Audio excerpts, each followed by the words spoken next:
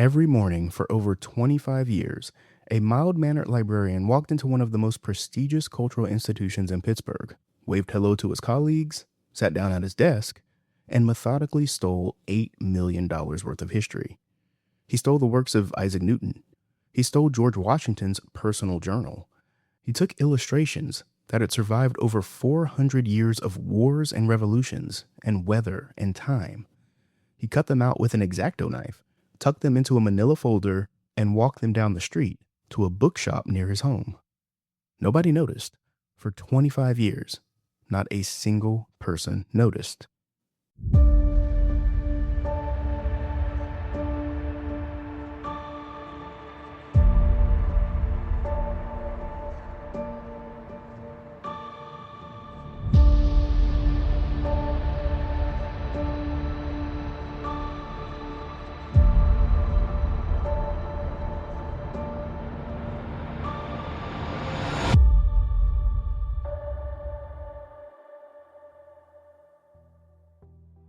Welcome to Plot Twist, the podcast where the literary world and true crime collide. Today's story is a little different from our usual fare. Nobody died. Nobody went to prison. There are no fentanyl cocktails or fake grief memoirs. This is, by all accounts, kind of a heist story.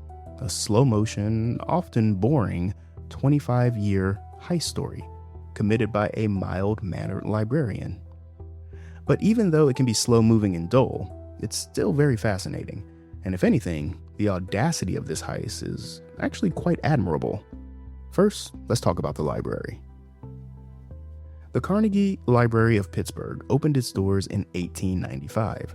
It was one of the first of over 1,600 libraries that Andrew Carnegie, a Scottish-American industrialist and philanthropist, funded across the United States.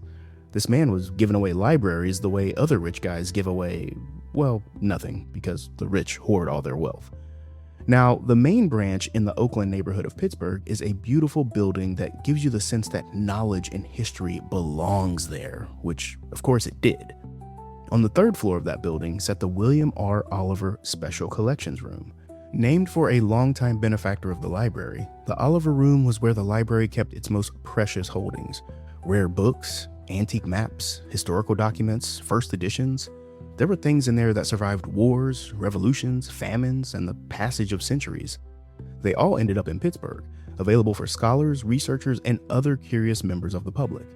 That being said, it was not a casual space. You couldn't just wander in. The Oliver Room had a single point of entry: one door in, one door out. If you wanted access, you had to sign in.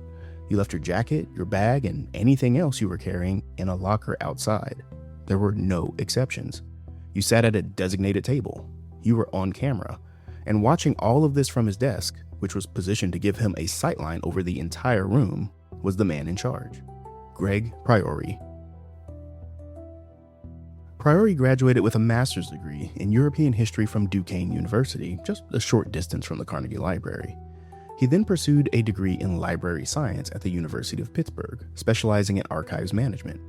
He was, both on paper and in person, the ideal candidate to run this collection. He was described by people who knew him as professional but easygoing, the kind of guy who knew a lot, but, in the words of one journalist who wrote about the case, wore his knowledge lightly. Just under 6 feet tall, with a prominent mustache and a resonant voice, Greg was the son of a local obstetrician. He'd spent most of his life within walking distance of the Carnegie Library. Getting this job was, by all indications, something of a dream for him. He was hired back in 1991. He started officially running the Oliver Room back in 1992. And right from the start, he got to work. In a good way, not in the criminal way we'll talk about later. In the beginning, he partnered with a preservation specialist to assess the collection, and they found that the metal shelves were leaching acid into the books. They then upgraded the security system. They controlled the climate. They installed the locker system for visitors. They set up the sign-in protocols. Greg was instrumental in building what became one of the best secured special collections rooms in the region. C-SPAN had even called it one of Western Pennsylvania's cultural high points. And then, at some point in the late 1990s, Greg started stealing from it. Let's talk about what was in that room so you can better understand the magnitude of this heist. The Oliver Room contained roughly 30,000 items. Among them, a first edition of Isaac Newton's Principia Mathematica, the book that is widely considered the most important scientific publication in history. It described the laws of motion and universal gravitation. Without it, there is arguably no modern physics. The Carnegie Library's copy was valued at around $1 million. The room also held a first edition of The Wealth of Nations by Adam Smith, which is the foundational text of modern economics. There was also a letter handwritten by William Jennings Bryan, a copy of Elizabeth Cady Stanton's 1898 memoir, a book written by John Adams, the second president of the United States, and a book signed by Thomas Jefferson, the third president of the United States. The collections room also housed the Blau Atlas, also known as the Theatrum Orbis Terrarum, meaning Theater of the World. This was a 3-volume set printed in the year 1644, and it contained 276 hand-colored lithographs that mapped the entire known world at the height of European expansion. Each map was a work of art. All 276 maps were in that room.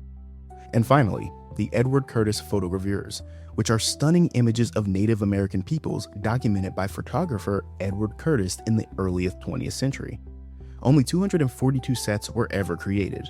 They were so rare that in 2012, one complete set sold for $2.8 million. The Carnegie Library owned roughly 1,500 individual photogravures. This room was a bastion of human knowledge, the kind of place where on any given day you could walk in, sign your name, and look at a map drawn before America even existed. And Greg Priori had the keys to all of it. So how does one steal from a room that is essentially a vault? It has a single point of entry, a mandatory sign-in, a locker system for personal items, cameras, and a guy sitting at a desk with a direct line of sight over the entire room. You would think one would need some kind of elaborate plan, maybe a distraction or a disguise or a forgery, perhaps involve an accomplice with technical skills, something like you see in the movies. Or you could just be the guy sitting behind the desk. Greg Priori was the manager of the Oliver Room. He designed the security protocols. He was the security. When visitors came in, he watched them. When they left, he checked the books were intact. He alone decided when and how items were moved or handled. So his method was this. He walked to a shelf, he took something out, he put it in a manila folder, or he rolled it up, and he walked it out of the building at the end of the day. That's it. I told you in the beginning it was all quite boring. Now there was one complication. Every significant item in the Oliver Room was marked. Libraries do this for 2 reasons: to identify the rightful owner and to destroy the item's resale value. The Carnegie Library used ink stamps, embossed marks, and perforated marks, all bearing the library's name. They also affixed a decorative bookplate to the inside front cover of major volumes. For a typical thief, these marks would be a massive problem. You'd have to tear them out or bleach them or cut them away. But in doing so, you damage the very thing that makes the book valuable in the first place. But Greg Priori had a friend, and his friend had a better idea. John Schulman was the co-owner of the Caliban Bookshop, located about a block from the Carnegie Library. He'd opened it in 1991 and was, by all accounts, a titan of the rare book world. People considered him gregarious, diligent, and well-connected. He appeared on Antiques Roadshow. He served on the board of the Antiquarian Booksellers Association of America, which included serving on its Ethics and Standards Committee. He was an appraiser for the University of Pittsburgh and Penn State. He was PBS famous. And when Greg Priori walked a stolen book through his door, here's what John Schulman did. He took a small rubber stamp, which was bright red and something the Smithsonian described as bright as lipstick, and he pressed it onto the bottom of the Carnegie Library bookplate. It read, "Withdrawn from library." He didn't destroy the library's marks. He didn't even hide them. He just added a different mark. One that made a stolen book look like the book the library had legally sold. It looked official, and it meant Schulman could list the book on his website and describe it as having minor ex-library marks. He could then sell it to a university librarian or a private collector or an international dealer, none of whom had any reason to question it. One copy of a book signed by Thomas Jefferson was sold by Caliban Books to another dealer for $5,000. That dealer sold it to another. Then that one sold it to Bauman Rare Books, who listed it online for $95,000. Newton's Principia was sold to a respected dealer in London named Peter Harrington. He sold it based on documentation Shulman provided suggesting it had been legitimately obtained from the library. He then sold it to a private buyer. When investigators came knocking, Harrington managed to get it back and returned it to Pittsburgh.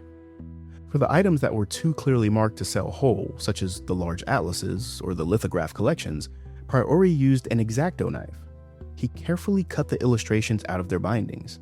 Maps were rolled up, photogravures were slid out of their sleeves. The now gutted books were placed back on their shelves, sitting there with their spines intact, looking exactly like books, until someone tried to open one and found out it was only a hollow shell. The John James Audubon Quadrupeds of North America was a set containing 155 hand-colored lithographs of North American wildlife.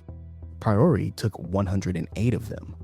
The Blau Atlas, all 276 maps, all hand-colored, gone. There was a set of Giovanni Piranesi's etchings, 18 volumes printed between 1748 and 1807, all of them extremely rare with an estimated replacement value of $600,000.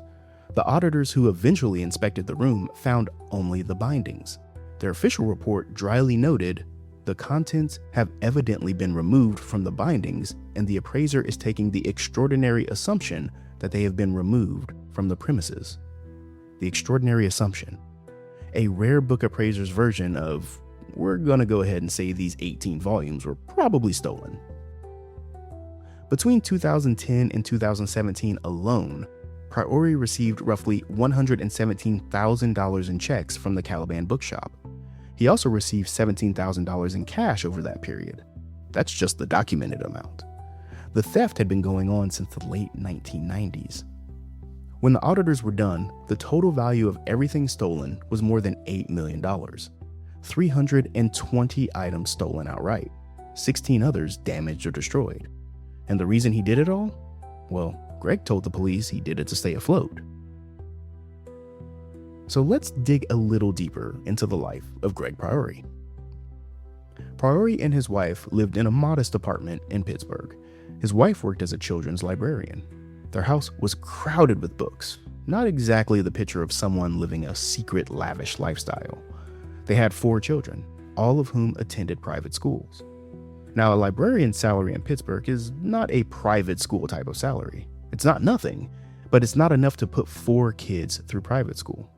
And at some point, it became too much for Greg and his wife to handle.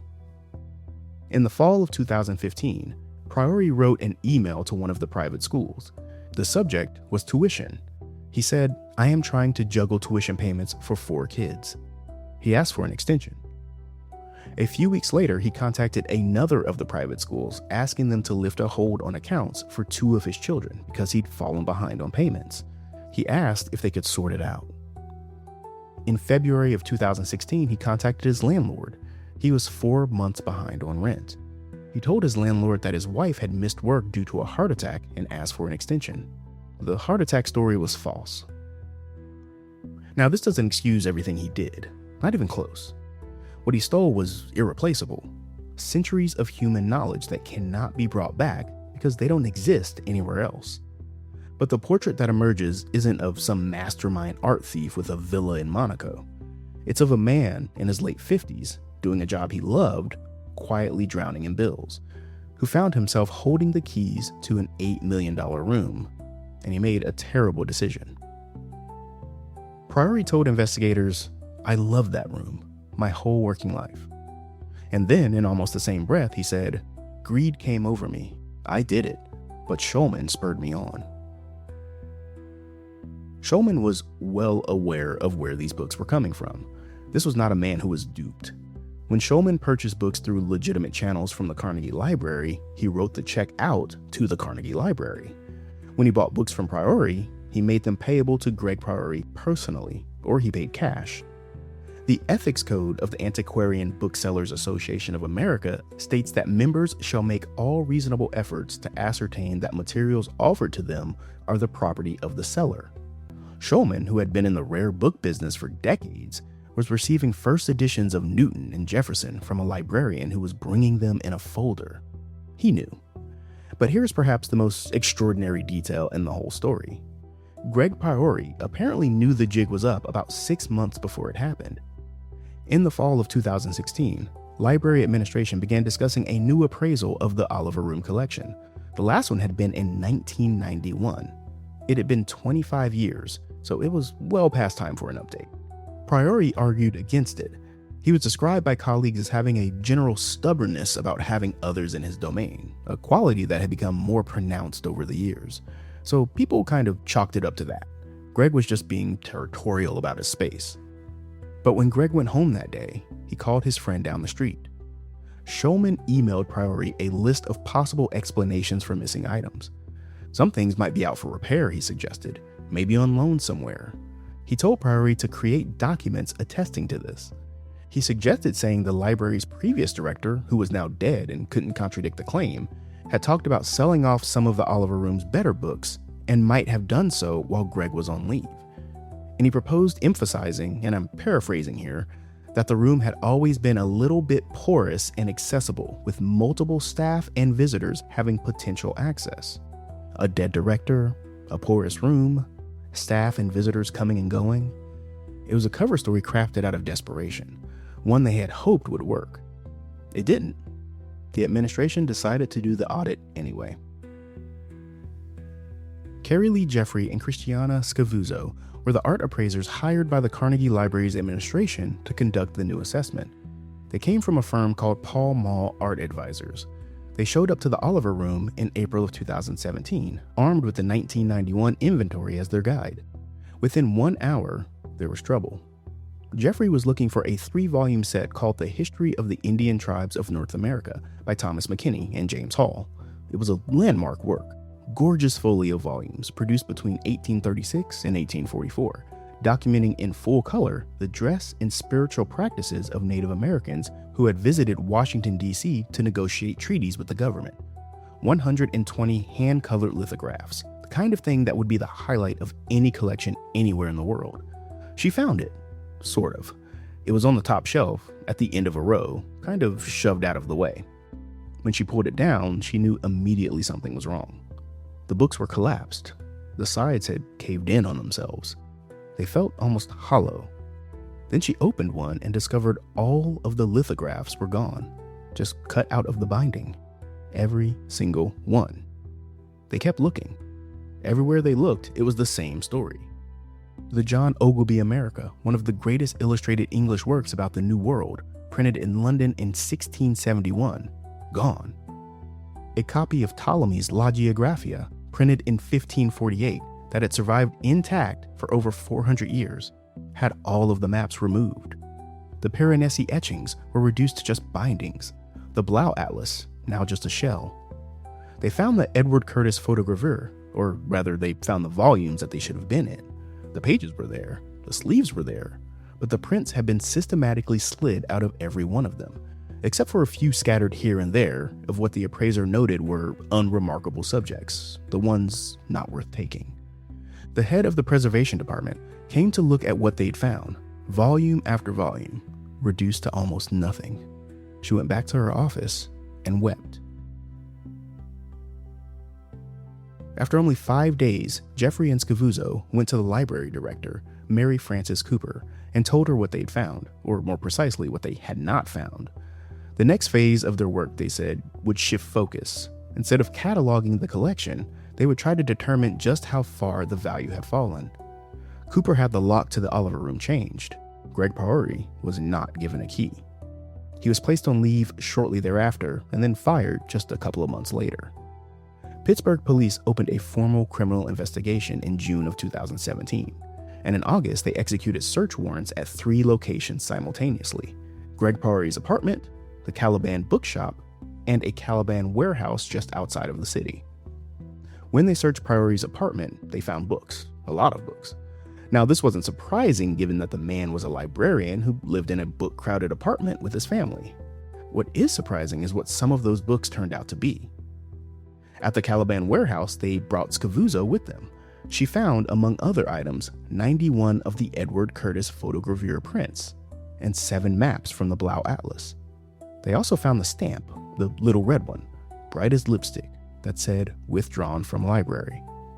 Police questioned Priori the same day they executed the search warrant. It didn't take long for him to start talking. He told them he first approached Schulman in the late 1990s. He said he'd used an X-Acto knife to remove maps and illustrations. Small items he tucked into manila folders, larger ones he rolled up, and then he walked them right out of the door. Both men were charged in July of 2018. Priori was charged with theft and receiving stolen property. Schulman was charged with those same counts plus forgery for the fake withdrawn stamps. Once they had their suspects and their charges, investigators faced a genuinely complicated problem. These books and maps and prints didn't just vanish into thin air. They'd been sold, legitimately as far as most buyers knew, to dealers, collectors, universities, and museums all over the world. That red stamp, the "withdrawn from library" mark, had done exactly what Schulman intended. It had laundered the books and given them plausible legitimacy. The people who bought them had no idea they were stolen. They'd purchased through reputable channels from a reputable dealer with what looked like proper documentation. The Jefferson book, a first edition volume signed by Thomas Jefferson, the writer of the Declaration of Independence, went like this. Caliban sold it to a dealer called Bartleby's Books for $5,000 in 2013. Bartleby's then resold it. It changed hands again. It eventually ended up at Ballman Rare Books, a well-regarded dealer who listed it online for $95,000. When investigators contacted Ballman and explained the situation, the book was handed over. Newton's Principia, the most important scientific work in the collection, valued at around $1 million, was sold by Caliban to Peter Harrington, a reputable rare book dealer in London. Based on documentation Schulman provided, Harrington had every reason to believe it had been legitimately obtained. He sold it to a private collector. When investigators reached him, Harrington managed to recover the book from that collector and returned it to Pittsburgh. The 1615 Geneva Bible, sometimes called the Breeches Bible because of its translation of Genesis, where Adam and Eve make breeches rather than aprons, had made it all the way to the American Pilgrim Museum in the Netherlands. It was eventually recovered and returned. In August of 2018, investigators sent letters to dozens and dozens of people, private collectors, librarians, rare book dealers. The letters explained what had happened and asked whether they had purchased anything from the Caliban bookshop that might be among the missing items. One of those letters went to Bill Claspy, the head of special collections at Case Western Reserve University's library in Cleveland. He purchased an important book of early modern astronomy from Caliban in 2016. When he pulled it off the shelf to look at it after receiving the letter, he found what Schulman's catalog description had called minor ex-library marks. He saw the ash blue Carnegie Library bookplate, and below it, in bright red, "Withdrawn from library." He carefully wrapped the book and mailed it back to Pittsburgh. The investigators got a lot back. About $1 million worth of the most prominent items were recovered in the first wave of searches, and the letters to collectors and dealers brought in even more. But the total loss was assessed at over $8 million, and many of the items, particularly the illustrations and maps that had been cut free from their bindings, were never found. George Washington's journal is still missing. The appraisers noted that some items were not just expensive, they were irreplaceable, not available for purchase anywhere at any price. Not missing in the sense that you could go find another one. Missing in the sense that this piece of history no longer exists in a place where it can be seen or studied. Bill Claspy wrote a letter to the judge before sentencing. He wrote, "This crime was not just a crime against my library or the Carnegie Library. It was a cultural heritage crime against us all." The director of the University of Pittsburgh Libraries wrote that a rare book theft, especially from a public library, is an egregious crime against the integrity of the cultural record and against the public good. Over 24 people wrote similar letters, and then came the sentencing. And unfortunately, it didn't go the way you'd expect. On January 13th, 2020, more than 2 years after they were charged, Greg Priori and John Schulman appeared in a courtroom and pled guilty. Priori pled guilty to theft and receiving stolen property. Schulman pled guilty to receiving stolen property, theft by deception, and forgery. Neither man went to trial. The evidence was, by all accounts, fairly comprehensive. Search warrants had turned up the stolen goods and the stamp. Priori had confessed to investigators. Shulman had sent emails to Priory suggesting cover stories. The checks made out to Priory personally, rather than the Carnegie Library, were documented. There wasn't a lot of room to argue. Before sentencing, something interesting happened.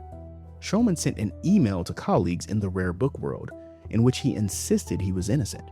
He said he had pled guilty only to save legal costs and put the matter behind him. He was, he implied, a victim of circumstances who had been wrongly swept up. The judge read this email and was not impressed.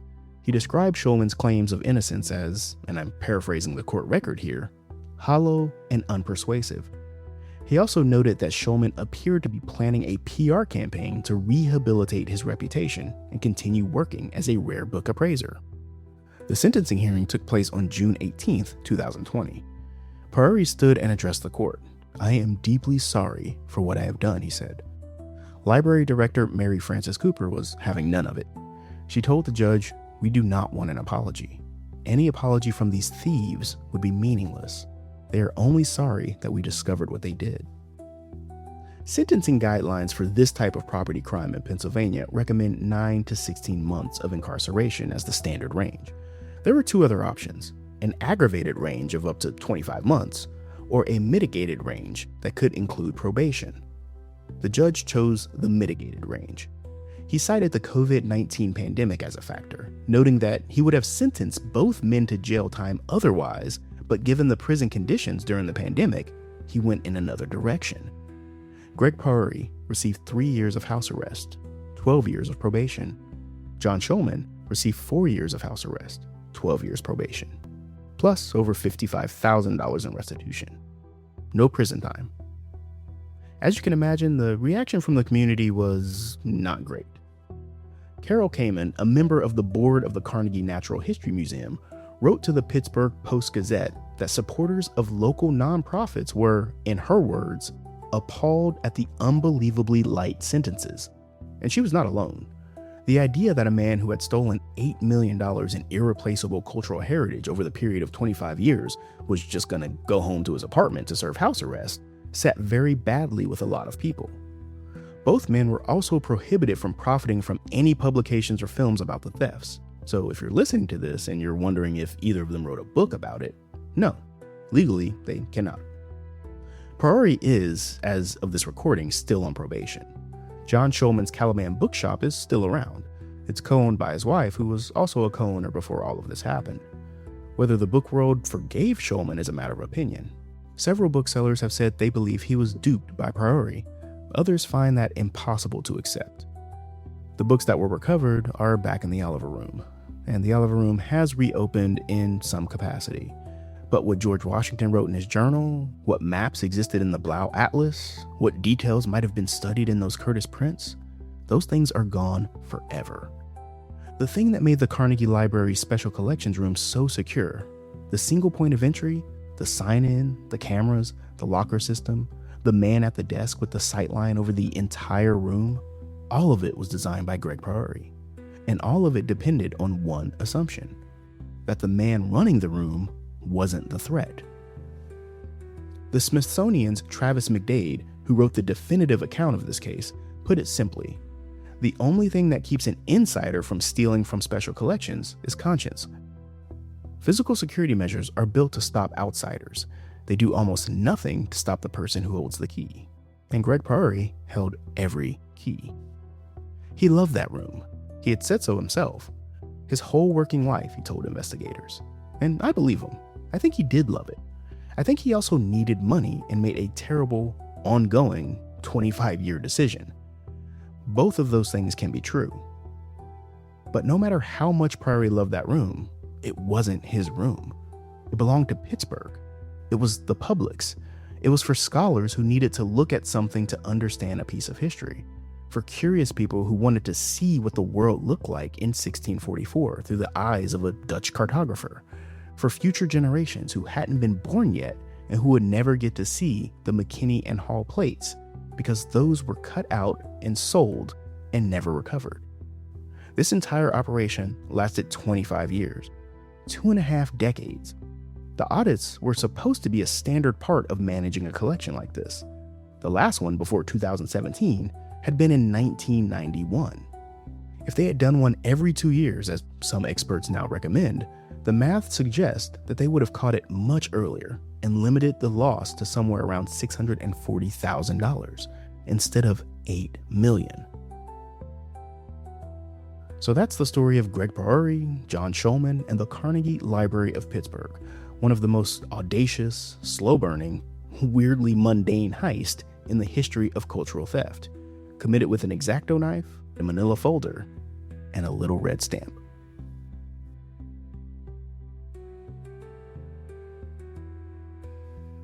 This has been Plot Twist. Plot Twist is part of the Bookmark Productions podcast network. If you like this episode, then please consider sharing with a friend. Share it with someone who loves books, or share it with someone who loves true crime. Either way, thank you for listening.